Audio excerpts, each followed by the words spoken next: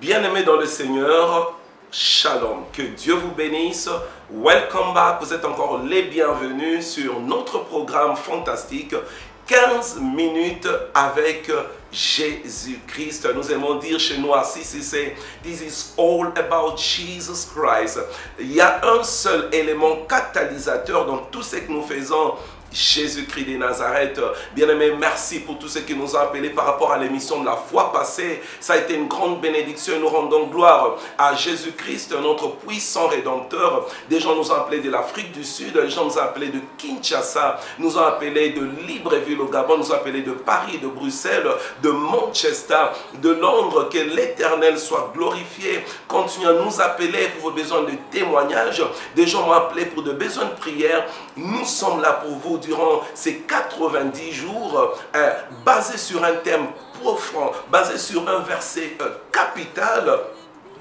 Réjouis-nous autant que tu nous as humiliés. My God, Dieu des apôtres. Nous avons démarré la fois passée. Nous avons dit qu'il y a une différence entre humilité et humiliation. Laissez-moi aller un peu plus en profondeur dans les eaux ce soir. Moïse dit, réjouis-nous, console-nous. Certaines versions disent, reconforte-nous. Et il y a des versions qui disent même, replace-nous là où nous étions auparavant. Remets-nous dans nos droits.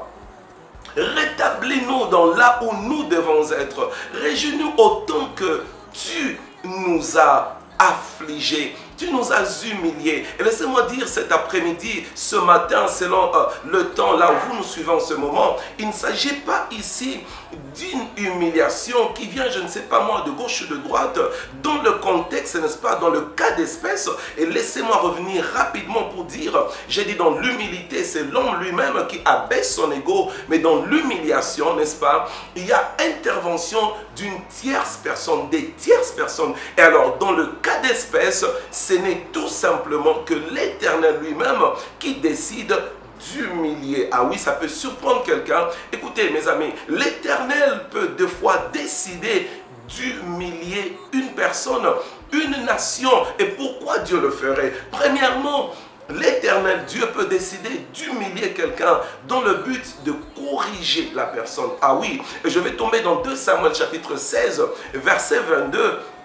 La Bible nous dit que Absalom, fils de David, prit toutes ses concubines publiquement au vu et au su de tout le monde. My God, quelle humiliation pour le grand roi David. Vous savez, des fois Dieu peut permettre que tu sois tellement humilié et des fois Dieu le fera pas en secret. Dieu va le faire publiquement. Laissez-moi contextualiser rapidement. David, mes bien-aimés, a été élevé par le Seigneur, mais je ne sais pas, il tombe dans une certaine discrétion. L'homme selon le cœur de Dieu, il commet, je ne dirais pas l'irréparable, mais il commet quelque chose d'horrible. Le voilà avec la femme d'autrui. Non seulement c'est là, il va plus loin, je ne sais pas quelle mouche l'a piqué. David fait tuer, n'est-ce pas, le mari de cette pauvre dame. Le pauvre mari est décédé, assassiné sous l'instigation, sous les ordres de David. L'Éternel est fâché, il ne voit pas ça d'un bon oeil.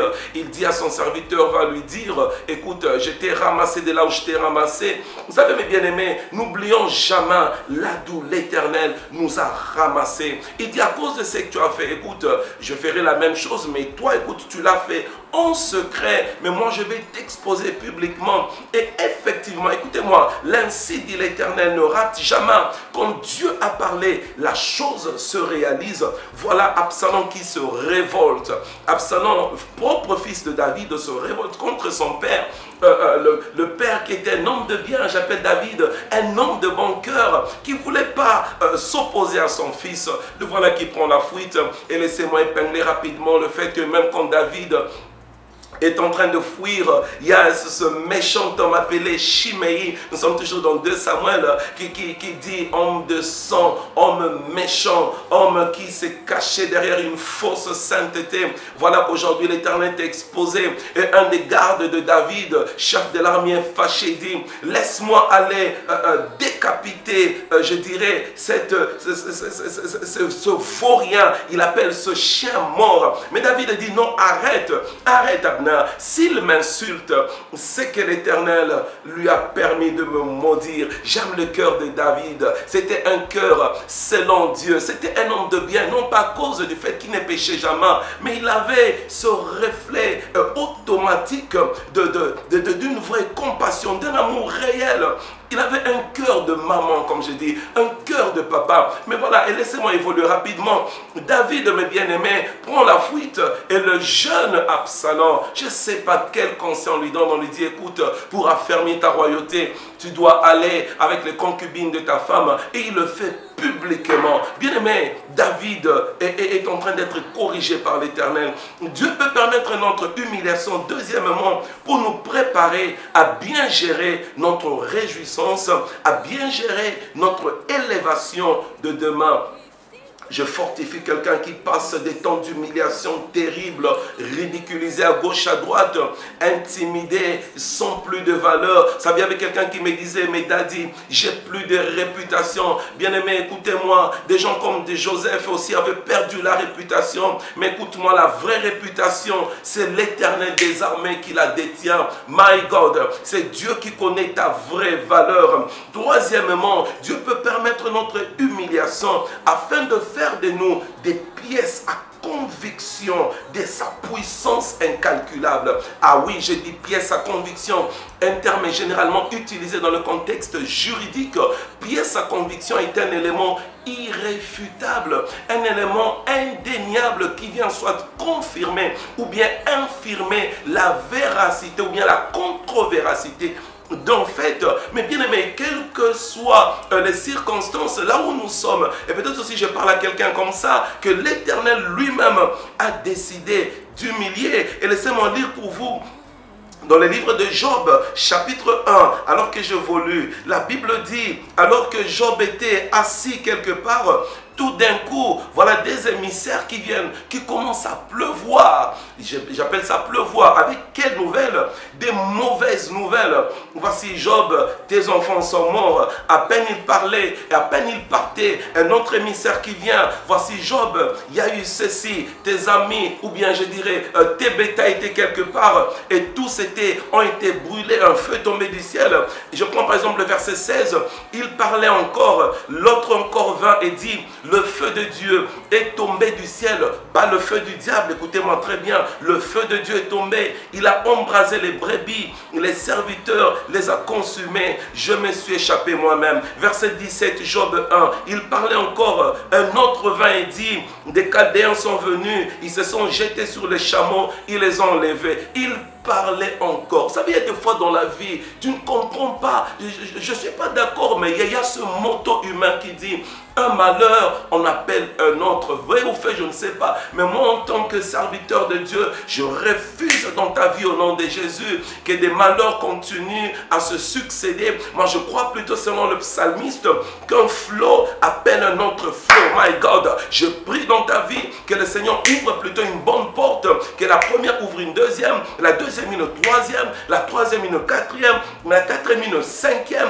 la cinquième une sixième, la sixième une septième. 7 est le chiffre de la perfection. Que ça stoppe cette histoire de malheur après malheur. Mais bien aimé, Dieu peut le permettre. Mais écoute-moi, et c'est là mon thème ce soir. Écoute-moi, il y a l'ombre d'un côté, mais il y a le corps, il y a la réalité de l'autre côté. Il y a Job chapitre 1, mais il y a aussi Job chapitre 42, comme disait quelqu'un. My God, l'histoire ne s'arrête pas dans Job chapitre 1. Et justement, s'il y a Job chapitre 1 d'un côté, c'est qu'il y a Job chapitre 42. Dans Job chapitre 42, la Bible déclare, je vais juste prendre rapidement les versets 12. Pendant ces dernières années, Job reçut de l'Éternel plus de bénédictions qu'il n'en avait reçu pendant les premières années. Verset 16, Job vécut après cela 140 ans.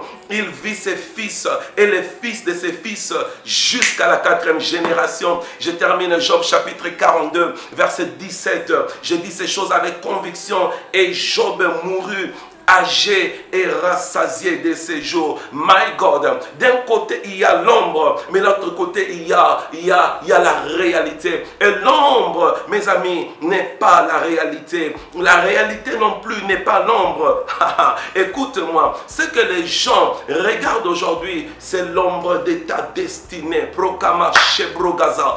Father have mercy. Écoute-moi, d'un côté il y a l'ombre. Quand l'homme est en train de traverser, quand le champion est en train de traverser l'ombre de sa destinée, Dieu peut permettre qu'il soit dans une certaine humiliation.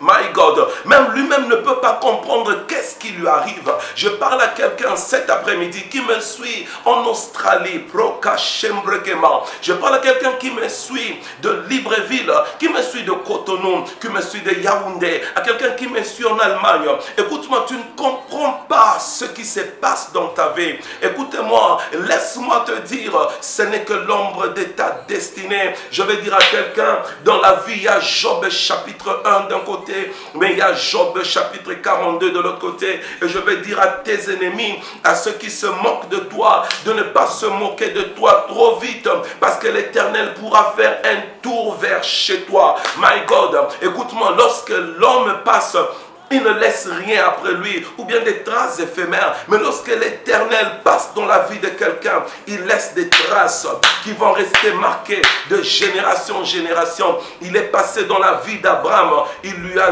laissé un enfant. Il est passé dans la vie de Sarah, il lui a laissé Isaac. Il a traversé, il a fait un tour vers Anne, il lui a laissé Samuel. Il est passé dans la vie de Bartimée, il lui a laissé la vue. My God, réjouis-nous Adonai, de la même façon dont tu nous as humiliés. Et j'ai insisté cet après-midi pour dire, ne va pas toujours chercher des sorciers, ne va pas toujours chercher des raisons à gauche, à droite. Dieu l'Éternel peut lui-même permettre que tu sois humilié. Quand tu es dans l'humiliation, les amis peuvent rire. Même ceux qui viennent assister Job n'en reviennent pas. C'est l'humiliation totale. Et au lieu de compatir, j'aime dire à quelqu'un, ne compte pas sur les amis. Compte sur l'Éternel. Depuis le sommet de sa chevelure jusqu'à la plante de ses pieds, il n'y a rien de bon dans l'homme. L'homme nous décevra toujours. J'ai appris à ne pas compter sur les hommes, mais à compter sur l'Éternel. Je t'encourage, mais remets ton sort entre les mains de l'Éternel. S'il peut permettre que tu souffres aujourd'hui, ne t'en fais pas. Demain, il va permettre aussi que tu puisses te réjouir. Et proportionnellement à tes souffrances, d'un côté, il y a l'ombre, mais l'ombre n'est pas la réalité. Il y a Job chapitre 1, mais il y a Job chapitre 42. Il y a Caïn d'un côté, mais il y a Abel de l'autre côté. Il y a l'ombre, il y a la réalité. Même si tu marches dans la vallée de l'ombre de la mort, on dit bien l'ombre, pas la réalité. L'ombre, bien aimé. L'ombre dépend de deux éléments capitaux, le corps et puis la lumière, et depuis le soleil. Et vous savez, et notre Dieu comparé au soleil de la justice, à la lumière qui luit dans les ténèbres. My God, vous savez, quand nous tournons par exemple ici, nous nous battons toujours avec nos projecteurs pour éliminer l'ombre. Quelqu'un se moque de toi, mais dis-lui, ça dépend, ma vie et ma destinée dépendent du positionnement du soleil levant. Un moment, le soleil va changer de position et l'ombre va disparaître. Le vrai toi va apparaître. Je termine en priant pour quelqu'un. Dieu des armées, Dieu des anges, Dieu du visible et de l'invisible. Je prie pour quelqu'un qui a beaucoup pleuré, qui est resté longtemps comme Joseph dans le niveau du cache, qui est resté comme Élie dans la période de cache-toi, qui est resté comme David derrière le troupeau. Seigneur, cette fois-ci, fais-le apparaître. Fais que ma soeur puisse apparaître, que ses ennemis, que ceux qui se moquaient, que ceux qui ne comprenaient pas, voient ta gloire, que les larmes soient effacées, que cela soit ainsi. Au nom de Jésus de Nazareth, quelqu'un dit Amen. Que mon Dieu te bénisse. Je te retrouve la fois prochaine. Nous allons encore continuer et les 15 minutes prochaines, ça sera des temps uniquement de prière. Je prendrai 15 minutes dans l'intercession avec toi live. Nos numéros passent. Continue à nous appeler. Mon portable est direct 0044 74 48 49 7709.